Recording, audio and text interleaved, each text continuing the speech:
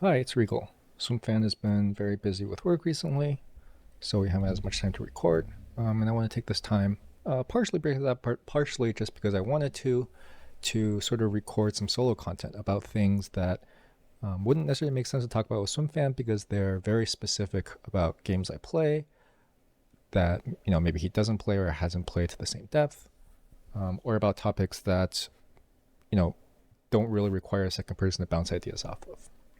And more of this will be coming out going forward. I'm not sure at what frequency yet. Depends on how annoyed or excited I get by games, I suppose. This will have a video component, so I'll be demonstrating some things on the YouTube video, but I will try to make it as audio friendly as possible, and hopefully audio listeners can still follow along if they so choose. The general thing I want to talk about today is a rework to the Soulfist class in Lost Ark, hit Korean MMO Lost Ark, which I play. Soulfist is also my main, or was, I suppose, depending on how this goes, my main. I want to talk about, what is the rework? Why are people, including me, unhappy about the rework? Why they said they did the rework, and why maybe I don't necessarily agree with the perspective they stated. Of course, as we learned from the Legion Legendaries episode, it's pretty hard necessarily to take companies at their word, right, for public releases, but I think it's at least worth talking about the points that were raised. And then I'll spend a little bit of time talking about how I would rework Soulfist and what I think the problems, the quote-unquote real problems are by real players, of course. And then at the end, I'll spend a little bit of time talking about some more meta topics like why are rework necessary and when, most importantly, when is the right time to do a rework, and why in many ways I feel like the Lost Ark model prevents reworks from happening in a way that makes people happy. Not that reworks necessarily make people happy in general, but they can be positive. They're obviously sometimes needed. So the first thing I think I have to do is introduce what Soulfist is. And to some degree, what Lost Ark is. Lost Ark is an MMO. It's the main endgame content for most players is raiding, very similar to the raiding that's done in Final Fantasy XIV or World of Warcraft. It's like 8-player, usually 8 players, sometimes 4, cooperative gameplay. You fight an AI boss, right? The other unique thing about Lost Ark, as you can see if you're on YouTube, is that it's a isometric game or a top-down game. It moves much like League of Legends or Dota, not so much third or first person like Final Fantasy or WoW, right? That doesn't really have much effect on what we're doing here, but it is something to keep in mind if you've never seen the game before. So what is Soulfist? Well, Soulfist is a DPS class, and specifically the spec of Soulfist I play is Energy Overflow. This is a swiftness class, meaning it builds the stat that increases attack speed, move speed, and cooldowns. It's a very, generally this falls in a common category in this game, which is like a spammy uptime class. But Soulfist also has a lot of complexity in its class identity. EO in particular has a lot of things built into its identity that make it also a burst class. So it's not just a sustained damage class, even though it's a swiftness class. It's very unique in that regard and many other regards. So just a little bit about how the class functions. The identity is this thing called hype. So you can enter level 1, level 2, or level 3 hype. They last different amounts of time. They last 80, 40, and 20 seconds respectively, and they give you a significant buff during the time. Well, 2 of them give you significant buffs. They give you a buff to cooldown, attack speed, and damage dealt. I won't get into the exact numbers, but the general idea is, Hype 2 gives you 25% damage, and Hype 3 gives you 60% damage, as well as, decreased cooldowns. That's sort of the most important aspect. And then after you're done with hype, after your hype buff expires, you enter this mode called Spirit Recovery or Meditation or Horny Jail, depending on what you want to call it. It's translated in several different ways. Horny Jail is not the official translation. And it lasts longer depending on which level of hype you were at when it gets canceled. That's not that important. Basically, you have a downtime where you don't have the buff after you use it, right? So it's sort of a cycle-based class. Like you go into your hype phase where you're doing a lot of damage, and then after you're done with it, you enter this downtime before you can go into it again. The difference between the levels is damage and cooldown, but basically in practice, level 1 has no use. It's 10% damage and 5% CDR. The important parts, that's really not enough to justify not using it, and you can't enter your next levels of hype while you're in this one. Obviously, you can only be in one at a time, so you cycle through them. So in practice, the only usable ones are hype 2 and hype 3. Hype 1 has very niche uses that are not really worth talking about. And of course, the point is that hype 3 is your big burst window, so you want to be in there, generally speaking, as much as possible. You never really want to skip over hype 3 unless there's very specific situations that happen. And the way it plays, obviously, like I said, the swiftness class. The other thing to keep in mind is that there is, it uses the Dominion set. So this is, every class can choose between usually just one, but sometimes more than one set bonus. This Dominion set bonus says when you use your Awakening, which is a 4-minute cooldown with the set, plus it's affected by your other CDR, you gain a buff that gives you additional cooldown reduction and damage. It's fairly straightforward, but as you can imagine, there's the challenge with this is keeping it up as much of the time as possible because the cooldown is long. So the way it works with Soulfist is that you want to use it in hype 2 or hype 3 to take advantage of the CDR that your identity gives you in addition to your swiftness, and that lets you have the buff up more or less permanently with low downtime. There's also an alternative where you can use it with Commission Judgment of Runes, but we'll obviously leave that aside for now. That's more technical than necessary. So at a very high level, the identity of the class is like this. You are managing a lot of timers that are going at the same time, right? So let's say you're in hype 2. You have 40 seconds to decide when you transition to hype 3. At the same time, you have a Inner Awakening Dominion buff that's ticking down. You need to make sure that you're not in Horny Jail when this expires. You want to reactivate it, and you want to reactivate when you're in hype 2 and hype 3. Along out the same time as that, you want to make sure that that the boss transitions into a phase where you can hit it for 20 seconds before you enter hype 3, right? This is your big burst window. When the boss opens up a situation for you to hit it, you want to make sure you're able to transition to hype 3 and dump your whole burst, because that's the majority, or that's your biggest sort of damage window. You're trying to balance these factors at the identity level. And those things aren't changing. The core identity of the class, those 3 factors don't change. But as you can imagine just from the description, that already is a pretty high level of complexity. Most players that don't play Soulfist are either don't learn about this stuff because they don't have to, and because it's sort of annoying to learn, and or they bounce off the class because it's very complex. In fact, I myself almost bounced off the class. The first time I got my Dominion set, I didn't main Soulfist at the time. Like my mind got kind of scrambled for 1 or 2 fights, just trying to keep track of all the new things I had to take care of. So it's a very complex class. I would say at the class identity, class mechanics level, not counting all of the raid level stuff that you have to learn, I would consider it to be, at least in my experience, like one of the most complex classes in the game. It depends on whether you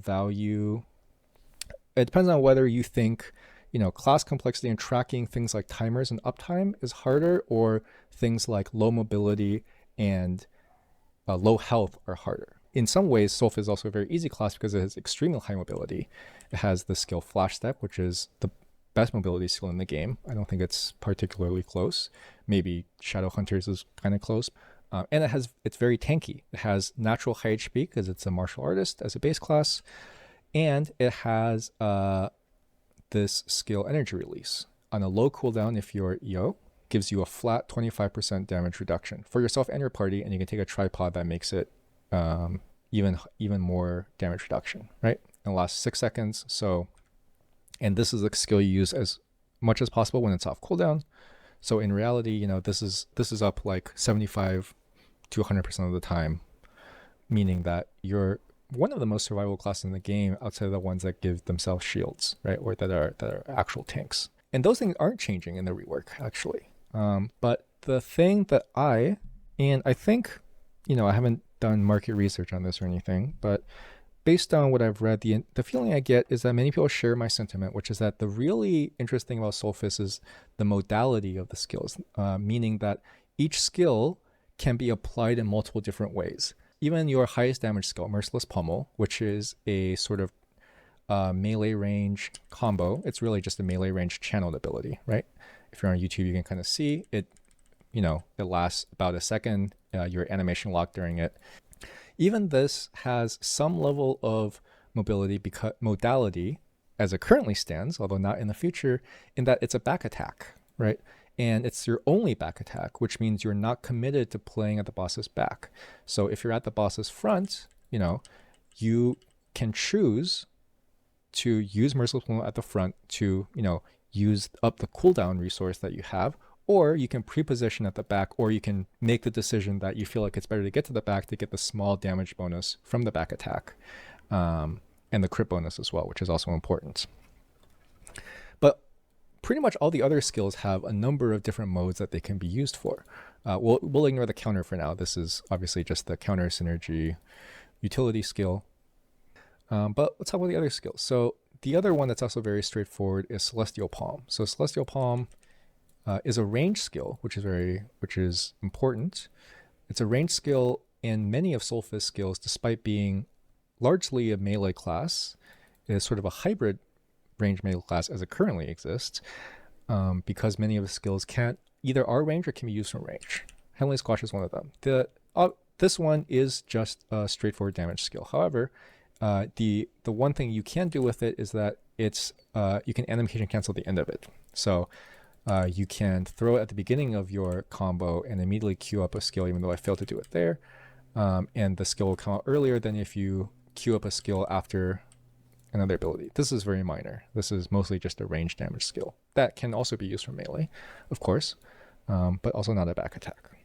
Let's talk about the other skill. So Flash Step, as I mentioned, is your mobility skill, but you also take the second tripod, which is Victory Shout. And the tripod Victory Shout basically gives you a smaller damage buff every time you cast it, stacking up to 3 times. So you get up to about 45%. So you get very close to the energy release cooldown. This gives you a 3-second window to fit something else into after you use it. So you can use it, in other words, you can use it as a mobility skill or as a damage skill. And of course, sort of the zen of the class is built around this energy release skill.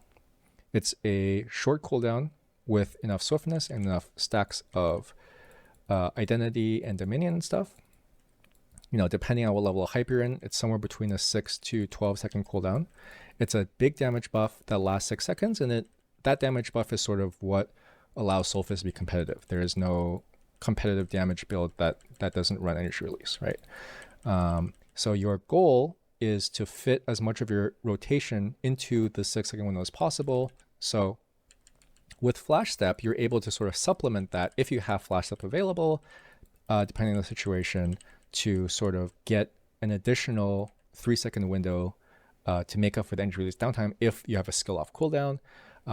So you make decisions about things like, do I Flash Step to chase the boss or for mobility, or which you usually do because the buff is not that important, or do I use Flash Step to use some skills that I have off cooldown, or do I just not use those skills at all in order to save them for my next energy release? Because energy release, again, is not a long cooldown. It usually makes sense, for example, to save your pummel cooldown for when energy release comes back up. Force Orb is the next one. It's a skill where you shoot 3 fireballs in a little cone in front of you.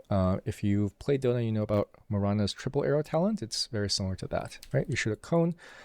They stack fully, so obviously the idea, you can imagine, is to shoot it in melee range, so all 3 of them hit the boss at the same time.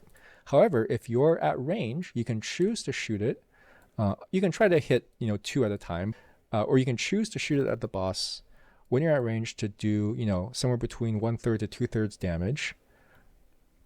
And the reason you would choose to do that is you want to make use of the cooldown resource. So for example, if you're cut off from the boss, right, but you can still energy release and do a ranged combo, right, for less damage than if you're in melee, but you're able to use your resources to maintain uptime, a lesser uptime in that sense. And then we have the 2 most mobile skills, which are Crippling Barrier and Energy Blast. So Crippling Barrier is your lowest damaging skill. It's a holding skill that sort of stacks up damage the longer you hold it, but does most of its damage at the beginning and the end. What that means is you can tap it, right? So if you're in a high level of hype with very high cooldown reduction, you're able to use it at the end of your combo, or depending on what's up during part of your combo, you're able to just tap it once and get most. I think it's like 60% of the damage out of it or something like that. Or if the situation permits, you can choose to hold it for the full duration, which is somewhere between 2 to 3 seconds usually. If you're able to do that consistently, which you're actually not able to without messing up your rotations, it does quite a lot of damage. But the point being that you can choose, depending on the situation, to hold it for longer. So one common use is that when you're in your burst phase in Hype 3, you almost never do this because you're busy, because your other spells are going to come off cooldown within time, right? So you almost always tap it during your burst phase. Now, when you're done with your burst phase and you're in Spirit Recovery mode, when you have no cooldown reduction from Hype at all, your cooldowns are long enough that you can often set up a situation where you do want to hold it for the whole time. The other thing people do, which is probably not that good, but is fun and interesting to think about, is you can put a protection rune on this skill.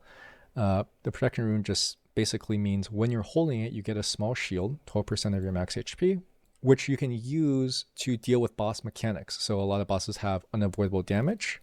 If you're concerned about that, you can use the shield from Crippling Barrier, since it's a low damage ability. You don't give up too much by just putting on cooldown randomly to basically tank a hit.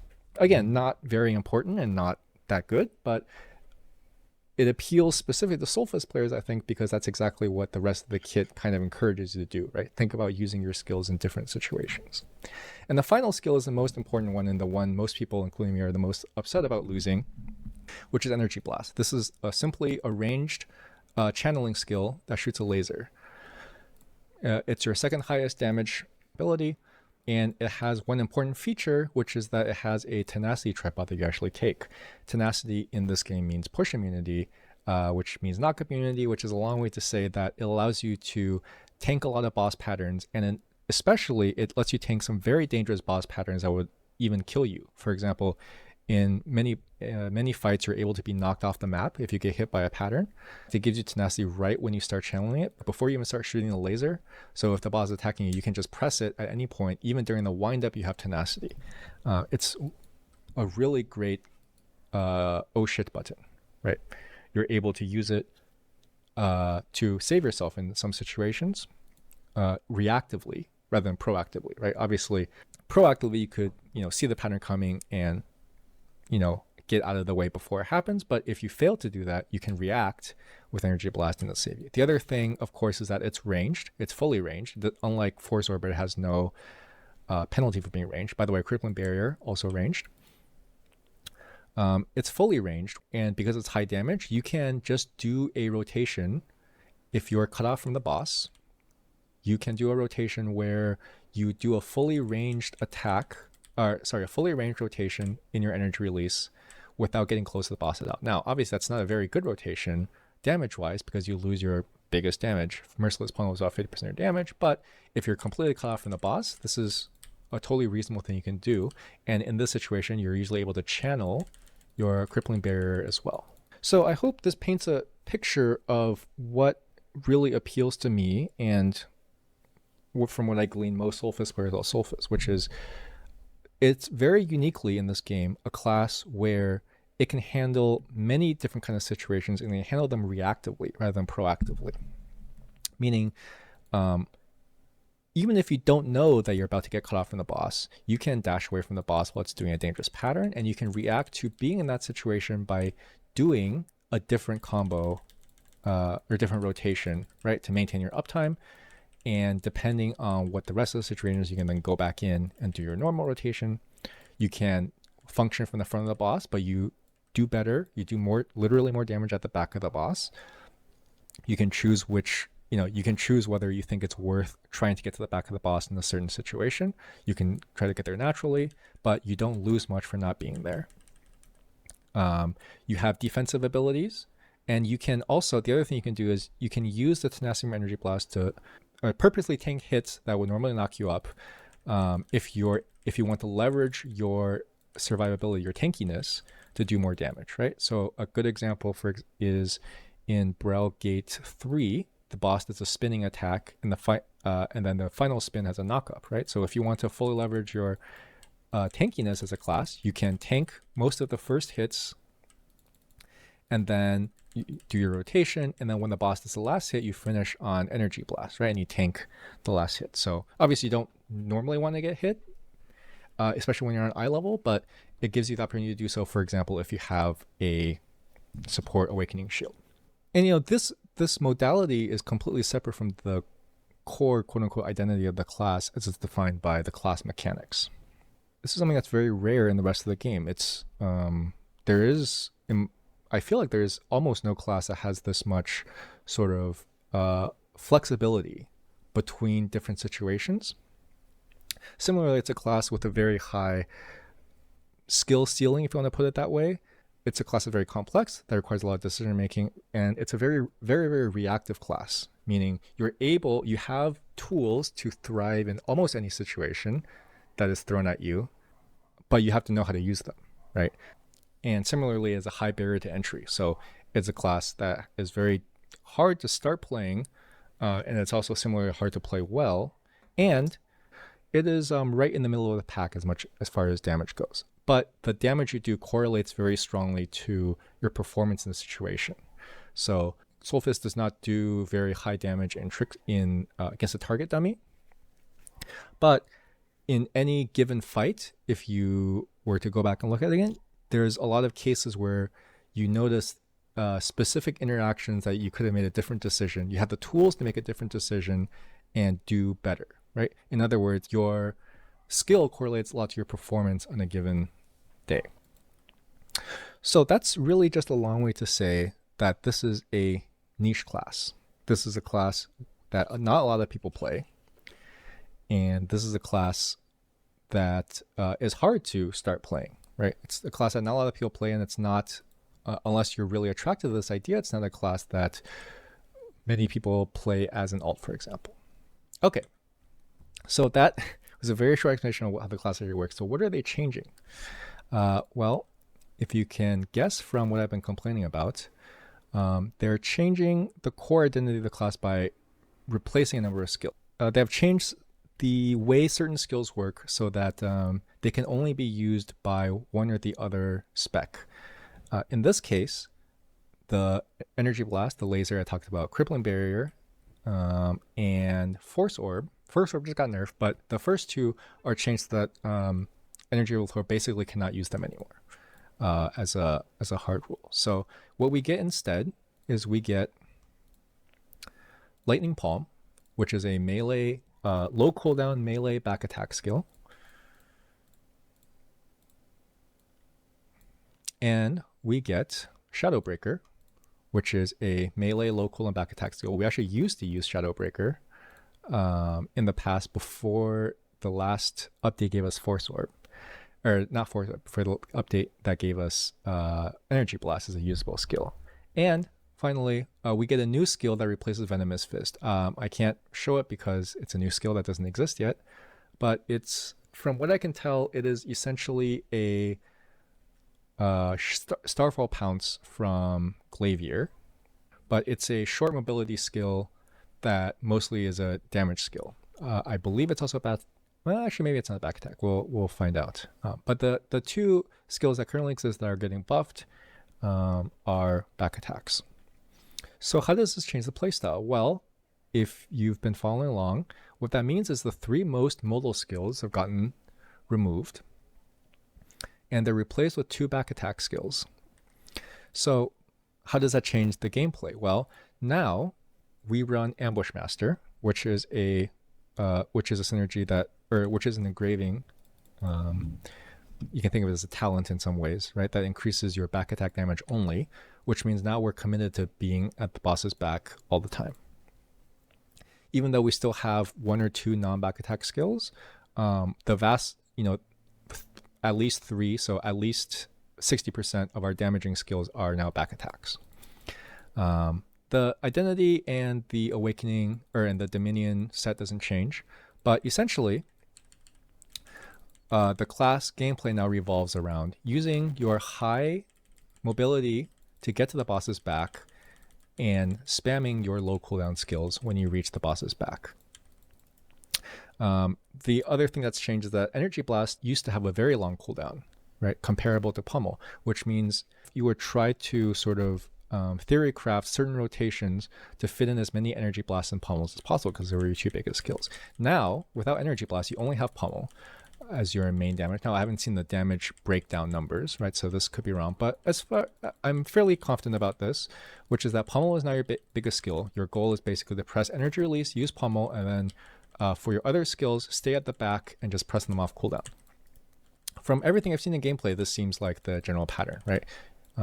You're no longer and by the way, these are also both melee, right? These don't hit range at all. They are actually very short range. Force palm or lightning palm is a bit longer, but the tripod also changed, so I'm not sure how that's going to work exactly. But it is definitely very melee compared to what we had before, right? Which is 2 range skills. So the modality of the skills is basically all gone. Again, I don't know about the new skill, but these skills now only have 1 use. So if you compare a situation, right? If the boss, in the past, if the boss was doing a anti-melee pattern, like a spin that hits melee units, you could dash out and you could choose to do a range combo to the class, to the boss, right? Or you could stay in and tank a hit using energy blasts, tenacity. Now, when the boss does that, you basically have no choice. You can't do either of those 2 options. So your only option is to leave and wait and until you can go back to the boss's back and do your combo. In fact, this is basically the only decision you make for anything. At any situation, you now only have to think about 2 things, which is your class identity stuff, right? Your cooldowns, your hype, your dominion, and the only other thing you have to think about is how do I get to the boss's back? You're now essentially just in my opinion, although I haven't played with it, right? But we'll see. But based on what I know and what I've seen, you're basically a generic swiftness back attack class with very short range, right? You go to the boss's back at any point. Your only goal is to get to the boss's back and do your spammy uptime rotation. When the boss moves, you use your ability to get to the boss's back again, and you repeat, right?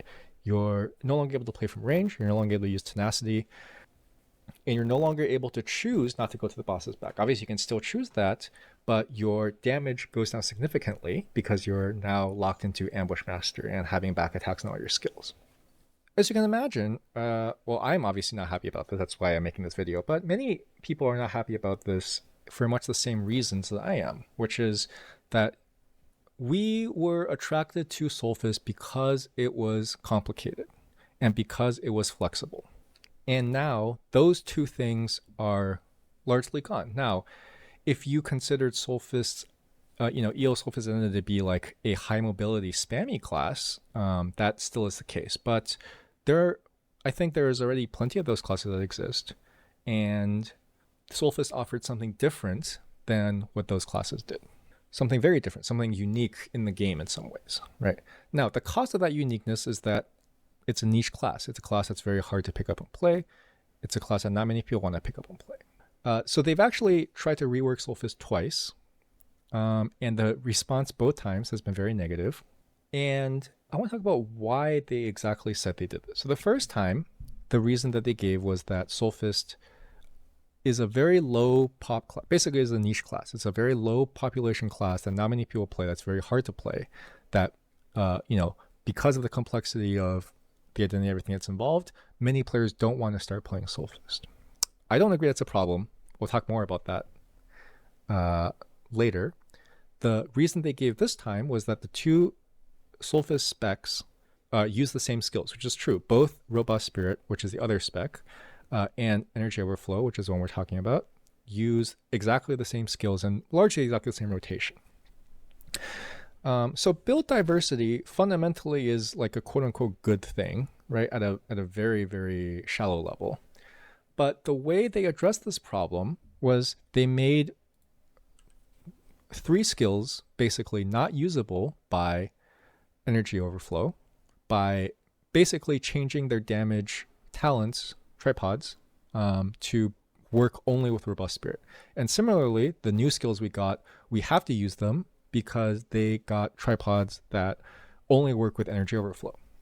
You can imagine why I don't agree that this solves the problem of build flexibility, right? While it is true that the two classes literally do not use the same skills anymore, you don't have any more choice than you did before. In fact, the extra annoying thing about this change is that I can't even choose to make a build with energy blast anymore. I mean, you're essentially no longer able to use it. And I guess I should add one thing, which is the actual effect. I can see one way in which this is appealing, which is the actual effect of energy overflow has never really mattered. It's that you. So the funny thing is, Soulfist has this energy bar, but it doesn't matter for either spec really. Like neither spec really has to care about this energy bar. The energy overflow basically says your energy can't go below 1, but you do a little bit of bonus if it's under 30%. So basically it's rewarding you for consistently using skills at any given time. Now, you can see how if you have skills with long cooldowns, that sort of runs against the grain. And right now we only run one level of this class identity, but generally speaking, we're able to keep it up even with a long cooldown. That's not really a problem once you get high enough level. So, in some ways, having a shorter cooldowns, having the identity tied to shorter cooldowns, rewards you for continuing to do that. But I think that's, once you reach a high level, that has never really been something to even think about, right? That's activating the class identity has never really existed in some ways because it's so easy to get into that 30% threshold. So I don't agree basically that the changes made the builds any more flexible. Same as before, we're basically forced to take certain skills because of by far the highest damage skills. But this time we're forced to take different ones based on our class. And I don't really agree that this addresses the problem with build diversity, and it certainly doesn't increase flexibility, right? Now, the way the game works, many classes function this way, right? There's many classes have like different categories of skills, and certain specs are basically forced to take one or the other, and that's fine. That's like a common paradigm, right? And that's how they normally solve this problem. But I would say that they introduced this problem. They basically like solved a problem that didn't exist by introducing the same problem, right?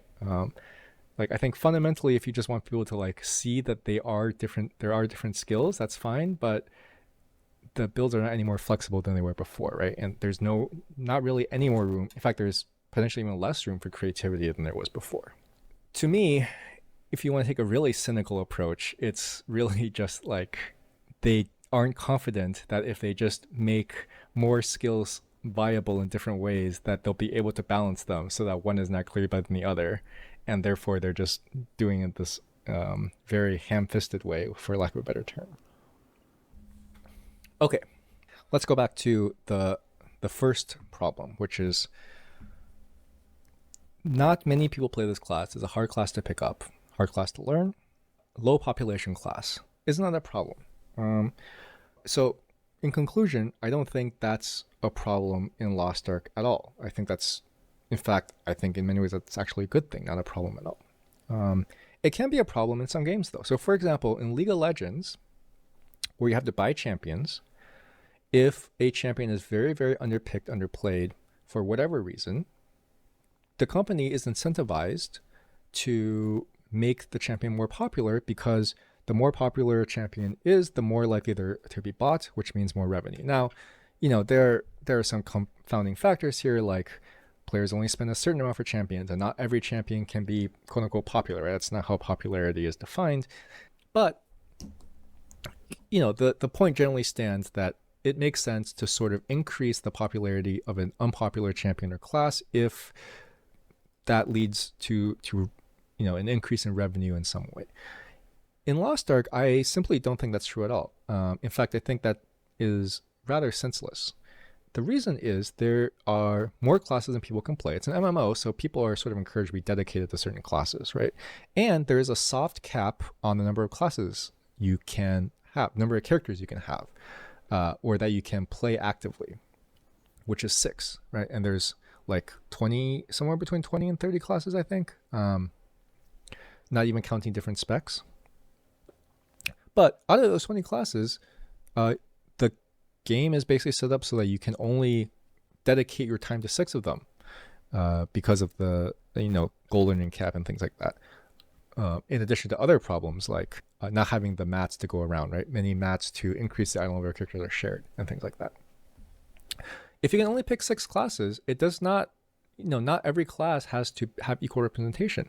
As long as there are people who play the class that are happy with it, I don't see any reason why having a niche class is a problem in this game. In fact, I think it's a good thing because it allows more individuality, right? Being a niche class can mean underpower. So obviously there's power level concerns, but like I said earlier, Soulfist was not underperforming relative to other classes, and if it was, you didn't have to rework it. But I think there are obviously good reasons why having a class that's distinct from the other classes makes sense in an MMO where you're encouraging people or encouraging players to dedicate more and more time into a single class, right? To stack on top of a single class. In my opinion, this change is harmful because it turns this unique niche class into a category of classes that already exists, which is, spammy back attackers, right? Perfect Suppression Shadow Hunter, Control Glavier, Thirst Reaper are now all very, very similar to Soulfist and how they play. Now, they were like similar to each other before. 2 of them were, which is kind of one of the reasons why 2 of them were in many ways like dead classes, right? And had many like quality of life issues. But Soulfist was, in my opinion, not that. It was competitive. I don't think it really had quality of life issues. Not that I think it's a perfect class. We'll talk about what I think the actual problems were and how they would be changed. But at a high level, it basically homogenizes this class into a category that already exists. It used to have a very unique appeal that nothing else in the game offered that was appealing to me and the other Soulfist mains. That was not appealing to most players, which is fine. But now it's the same as any of these other classes. So I could have already had a very similar experience in New Soulfist playing Perfect Suppression Shadow Hunter, which I may still, which has actually changed now to become more like Soulfist, old Soulfist, or Thirst Reaper, right? But I could have already had those experiences. And now Soulfist is giving me pretty much an equivalent experience or something very, very close to the experience of playing those already existing classes. Okay, let's talk about what I think the actual problems with Soulfist were. It was not, like I said, it was not a perfect class. It had, I think, I don't think it had glaring issues, but it had some kind of annoying issues. The main one, and this is for EO only, the main one is that Hype 1 is basically useless. So, as I mentioned before in my explanation, you go from Hype 1 to 2 to 3, but you basically only ever use 2 and 3. There is almost no reason you would ever stay in Hype 1. There are some very specific instances. In practice, you only use 2 and 3. This is because you can't be in both Hype 1 and Hype 2 at the same time, and you can't be in Hype 1 and Hype 3 at the same time, which means that the longer you stay in Hype 1, the more you're cutting your own damage time because you want to rather be in one of the modes that do more damage. Similarly, you want to get into Spirit Recovery as soon as possible so you can get into Hype 3 again. Essentially, staying in Hype 1 is basically staying in Spirit Recovery for extra time. There's no real reason that you would ever do that. It's also not long enough for the cooldown reduction buff is not long enough for you to get the Awakening, the Dominion buff. You have to be in Hype 2 at least to do that. So that's the main one. There is no reason to use Hype 1. We'll talk more about how I would change it to make it more interesting, or it can just be removed, but it should be addressed that this part of the identity has basically zero use. The next one is one they sort of try to address, which is that there are a number of skills which have no use. Now, some of these are PvP skills, but we'll ignore that for the moment. And some are Chaos Dungeon skills. But generally, there's a large number of skills that have essentially zero use. Venomous Fist, which they remove as one of them. Energy Bullet, Deadly Finger, to some extent Palm Burst, although there is some build with this. Right.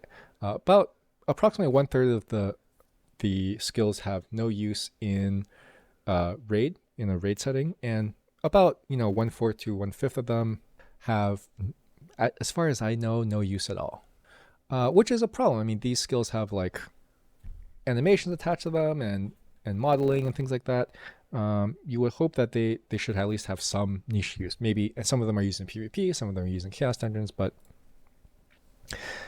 they're useless. And I think that can be addressed. In fact, I don't see why they shouldn't be addressed by buffing them in certain scenarios, which they did, to be fair, with things like Magnetic Palm, to be used in chaos dungeons. But I think we can work on these skills to potentially make them useful. But at the same time, the way the game works, you only have 8 slots, and the 8 slots are going to go to the 8 skills that do the most damage or that work in your specific rotation, right? There's not that much room for flexibility because, for example, you have gems that affect specific skills.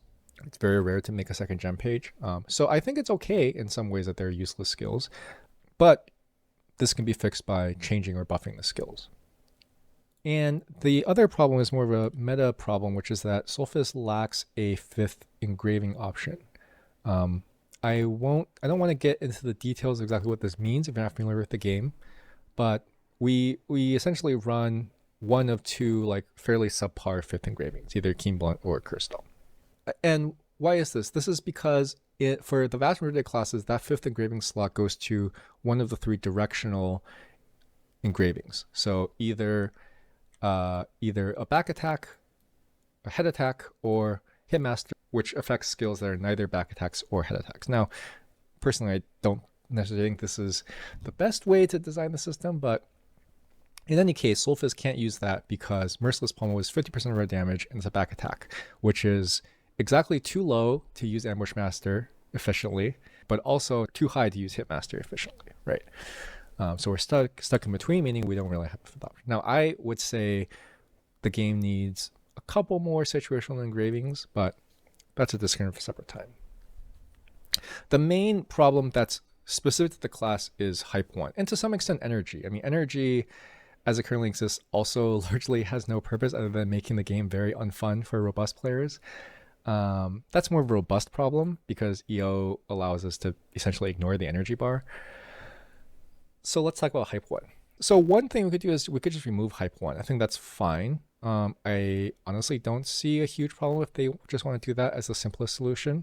We have this very common, several very common sayings that basically get this idea in programming, which is if something has no purpose, you should just remove it because simplicity is fundamentally good, right? It just lessens the burden for people in the class and things like that.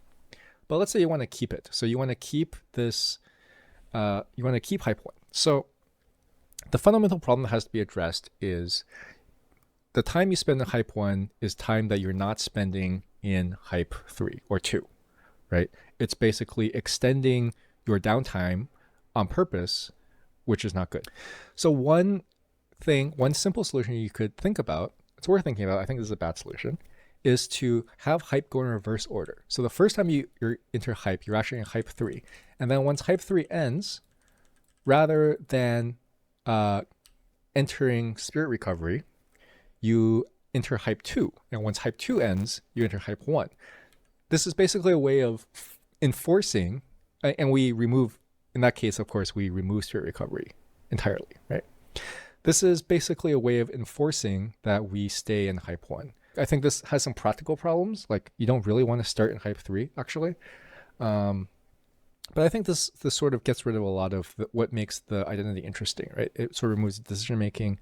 Or if you do something like you're still able to transition early, well, there's no reason now to transition from 3 to 2, right? There's no reason that you don't just do the full 3 and potentially do the full 2, or you do exactly what you do now and ignore Hype 1 if you can transition early, which is you get rid of 2 as soon as possible, or you get rid of 1 as soon as possible, right? Again, I don't think this solves the core issue. From there, we can build up to the next idea. Okay, so what if we have a pooled resource? So right now, one of the reasons why Hype 1 is useless is it lasts a long time, which is sort of its positive, right? The only positive thing is that it lasts 80 seconds, whereas the hype 2 only lasts 40 seconds, hype 3 only lasts 20 seconds. So what if instead of making each one a set amount of time, they like run down a resource that you have? So you have 1,000 points, and hype 1 takes 10 points per tick. That number is not correct. It's actually more or less correct. You have 1,000 points of hype resource. Hype 1 ticks down 10 per tick. Hype 2 ticks down 20. Hype 3 ticks down 40 per tick or whatever, right? Essentially, that means you can choose to stay in hype 1 longer in order to have hype in total longer. I also think this one doesn't make much sense, although it has more promise than the first one, just because it's hard to imagine that one of the three won't be better, right? Because if there's spirit recovery, you're still going to want to be in hype 3 the whole time. So the first thing I can imagine is that feels like there's no reason why you wouldn't just go straight into hype 3 in this case, right? Because now you don't even want to stay in hype 2 because hype 2 is eating into your hype 3 time. Or if you buff hype 1 so that this becomes viable to stay in hype 1 for longer, then hype 1 becomes dominant and there's no reason to transfer, right? Because if you have a pooled resource, they all share the same resource, you should just use the best one. Whichever one of the three is the best one is the one that you'll use the whole time, essentially. So by approaching this from two directions, we sort of get at the crux of the problem, right? So what if, and this is the idea that maybe has the most legs, in my opinion, although I don't think it's a perfect idea in any sense. What if you can no longer transition up hype levels at any time you want? Instead, you have to do something at a hype level before you can transition.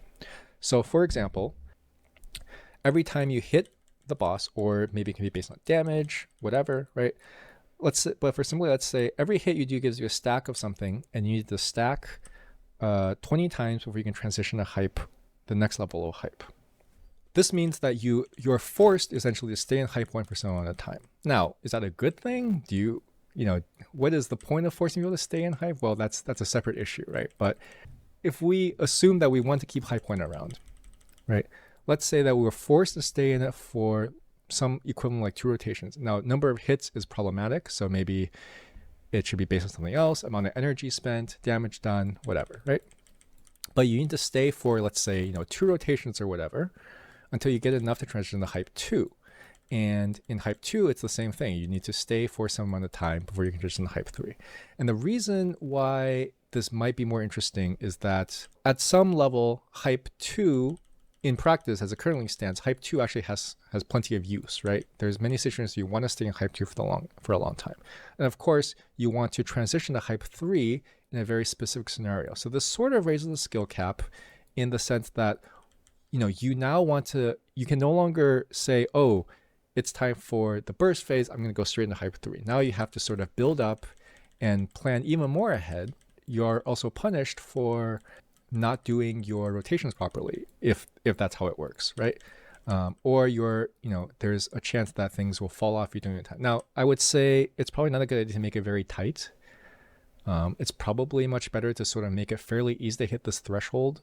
Not too easy, but fairly easy to hit the threshold, so you can so you don't feel like you have to have constant uptime, although maybe that's what they want out of this class, who knows. But if we keep the current paradigm, if it's something like 2 rotations, then you can go.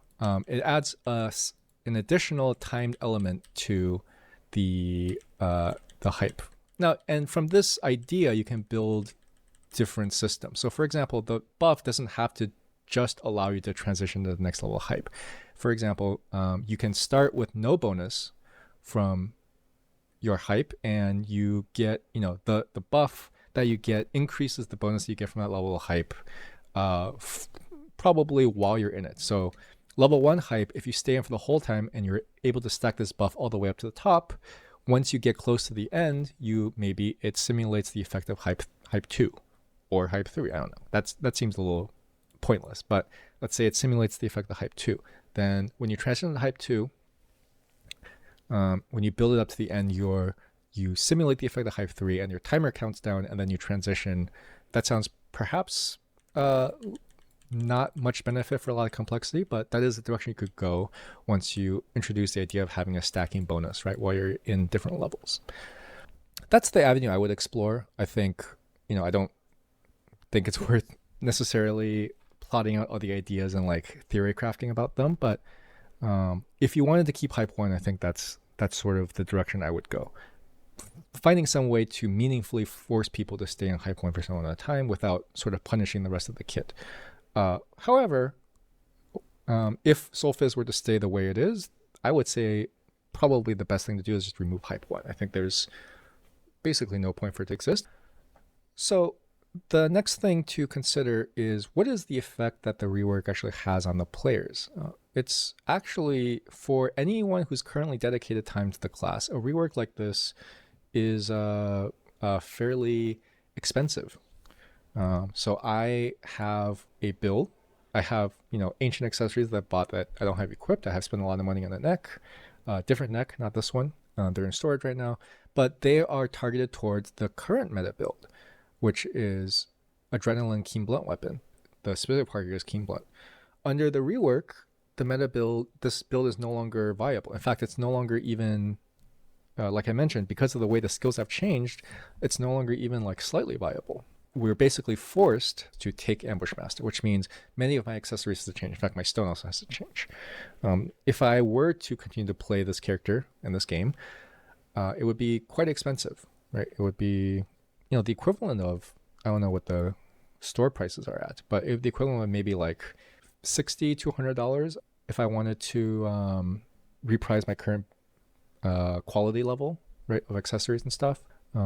So fundamentally, and this is where I want to transition talking about system level stuff, fundamentally in the game, when you rework a character, you are generally always going to be doing something bad to the players that have invested into that character, especially if it's a downgrade or a fundamental change of some kind. So for example, in Hearthstone, when they nerf a character, they refund they give you dust, right, equivalent to the cost of the character. Obviously, I don't think it's feasible for them to do that here. Like I don't think it's possible, because these accessories that go into the build have variable value, right? They're defined by market value. If you do some kind of blanket refunds, you have a ton of vectors for abuse that can be solved but may not be worth solving, right?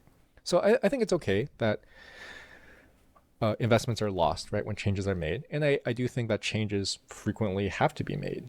There's plenty of classes, not Soulfist, but plenty of other classes that I think need reworks or need specific changes that will make them weaker or stronger or fundamentally different, may change the way they play.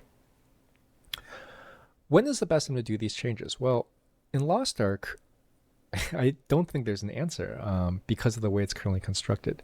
In other big MMOs like WoW and Final Fantasy, there's a very clear time when it's less intrusive to roll out these changes. And that's usually something like at the start of an expansion. They have a system in place where there's a new expansion where, for the most part, every character and every skill, every job, every class gets reset to sort of a new baseline level. Not to a new player level, but to a baseline level where everyone is sort of starting on the same footing, regardless of how much progress you made in the previous expansion. This is a good time because people's investments are all reset to zero at the same time in a way that's sort of coordinated, and you're able to do that in a way that's less intrusive because you're not really taking away anything people have invested in because everyone's starting over.